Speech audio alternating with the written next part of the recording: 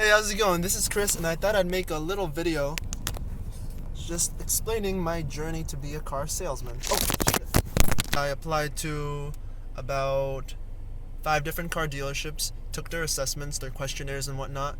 So now I'm just gonna be in the waiting process to see if they call me back or not. One thing I'm confused about is if whether I should call them first and contact them. Obviously not today, more like a few days from now. That's something sort of unaware of. But I'll keep that in the back of my mind just in case. Previously, I applied to other dealerships. I already got rejected from one. I didn't even get the interview. That's my journey to becoming a car salesman. I'm still in the application process. I still didn't get an interview yet, but patience is key. And in the meantime, what I'm just doing is I'm just watching some YouTube videos about car salesmen so I can better understand the profession and better understand what to do and how to talk to potential clients, how to get clients and everything. So that's sort of what I'm doing right now. Something else that I thought would be really important was reading, because I'm not exactly the most persuasive person, so I picked up a book called Influence. So far I read the first chapter. First thing you think of is, wow, like that's so obvious, but it's like, if it's so obvious, why didn't you think about it? One thing that the book was mentioning was the use of the word because. The example they were saying was, can I make 5 copies real quick? The odds of somebody saying yes were about 60%. And then when you added it because, as in, hey, can I make 5 copies real quick because I'm in a rush? That jumped up to 93 or 94%. That's pretty crazy. And you would think that it's because, oh, the person has something to do in a rush. But no, because in another study, what they did was they did the same thing, but instead of saying rush, they said, can I make 5 copies real quick because I need to use the scanner? Now, that's pretty obvious that you need to use the scanner, or you need to use the printer, I mean.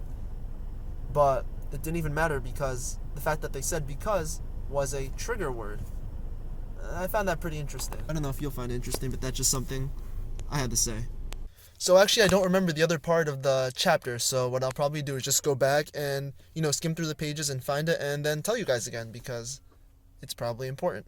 But I forgot it. So what I plan on doing today is preparing for an actual interview. So I'm just going to type up a bunch of potential questions that they're going to ask me and then be able to answer them. I already started doing that. So for example, some things that I wrote up were, why sales? What do you know about our dealership? What do you know about our competitors? Why did you leave your previous job? Sell me this pen. That one caught me off guard, the sell me this pen, when I was researching some questions, and that was quite an interesting one. I mean, it sounds so silly, but if you're able to persuade someone, not just persuade someone, but if you're able to make the person see the importance of why they should buy the pen, then that's a good skill to have. Right now, I don't think I have that skill. I know I don't have that skill. So that's something I want to work on, being able to ask the right questions and see what's going on in the person's life or career that will make them want to buy this pen or make them want to buy anything in general. Something I'm really nervous about is when I actually go face-to-face with some potential clients, because I'm not exactly the most extroverted guy. I'm actually quite shy and quite introverted, so it's kind of going to be difficult for me, I feel like. But one thing I keeping in the back of my mind is just to not care. Like, what does it matter in the end? Just do it. There's no point in holding yourself back. You're going to get better over time. Yeah, you're going to mess up a lot. You're going to have some awkward conversations. You might even say the wrong thing, but in the end, you're learning, and it's a learning process. And it doesn't take one day to get good. It takes many days. I hope I get contacted for an interview and I'm able to become a car salesman, because if I'm not a car salesman, I really don't know what to do. Even though I do have a degree, it's not something I'm actually interested in. So about 8 months ago, I graduated with a degree in biochemistry and molecular biology. That's not something I'm interested in at all. In fact, what I was trying to go for was dentistry because of the money. And I know that's not where my heart lies. My heart lies somewhere in business, even though my attempts of being an entrepreneur were more like a wantrepreneur.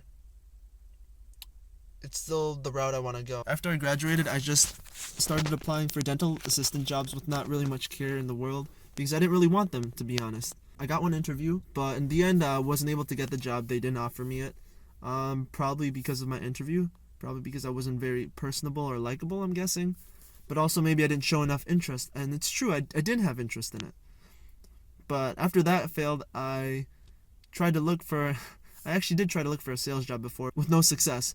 And partly because I didn't try hard enough, and that's the truth. I just didn't apply myself enough and didn't work for it and try and go 100% because, I guess what did I care?